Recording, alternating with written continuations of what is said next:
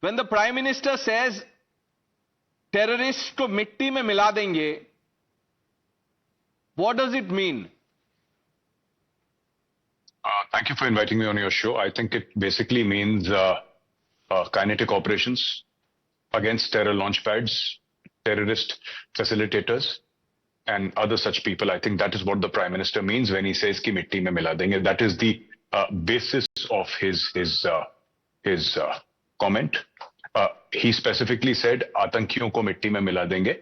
This also means that we will go after, I hope it means hot pursuit across the LOC. That is what we call it in the army, hot pursuit, when you chase back the terrorists into their own territory. And I think this is what he's referring to in my understanding. Major Arya, Prime Minister also said that जो इनकी जमीन है उसे भी खत्म कर देंगे. Now this was obviously more than a metaphor.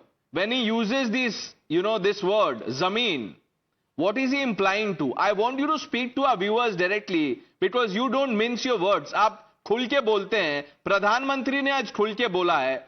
मैं बस ये चाहता हूं कि उन्होंने जो बोला है आप उसके मायने लोगों को समझा दें.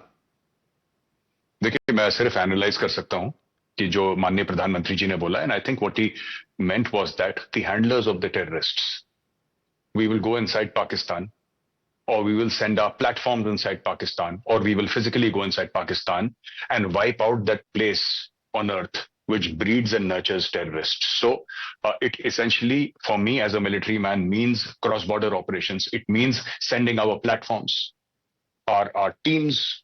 They could be special forces, it could be artillery, it could be missiles, it could be anything, and to hit Pakistanis. And also I think it means hit the Pakistan army. Because when he spoke about the facilitators of terrorists, people who provide them support, even Mr. Rajnath Singh said the same thing. So it means that when you go after terrorists, you don't just go after terrorists alone, you go after the people who nurture and breed those terrorists, and that essentially is the Pakistan army. One thing I'd like to say, I've never seen the Prime Minister this angry. I don't know, because I do follow his speeches on and off, but I have never seen him this upset, this angry. It is almost like every Indian, he's taken it extremely personally. It seems like he's taken it very personally, like somebody he knows closely has been shot or killed or something like that. Because I've been watching this clip many times that you've just showed. I've seen it on social media also, and he seems to be extremely angry. And the sense that I'm getting by speaking to a lot of people in the forces, there is an anger in the armed forces. I've spoken to my coursemate, I've spoken to many serving officers of the army, and there is this underlying seething anger. I speak to them on a daily basis. That is my samaj, that is my fraternity, that is my ecosystem. And I wake up in the morning every day with them on phones and messages, and there is this very deep sense of, there is this anger which is very difficult to explain to viewers here. There is that deep sense of hurt, that deep sense of anger. I think they're just waiting to be unleashed. If the Prime Minister gives the orders, then Pakistan will have extremely difficult days ahead of it. Extremely, extremely difficult, because the kind of violence that the Indian army can perpetrate, not many people know. They're capable of disproportionate violence, the Indian army, the Air Force and the Navy. They're capable of, and I have known of this capability for a very long time.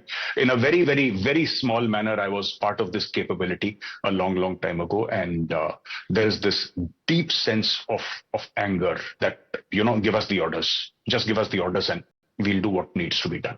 And it's going to be extremely unpleasant for Pakistan. That's all I can say. It's going to be very, very unpleasant. Today, you hear voices from Pakistan saying that, we are going to abrogate the 1972 Simla Agreement. So be it. It doesn't matter to us. It's all right. When they attacked Kargil, they already abrogated it, or they already tore up the Shimla Agreement, because, those maps were exchanged, 19 maps were exchanged between India and Pakistan at the Shimla Agreement in 1972, signed by DGMOs of both the sides and accepted by the prime ministers of both the countries. Now they've chosen to do this.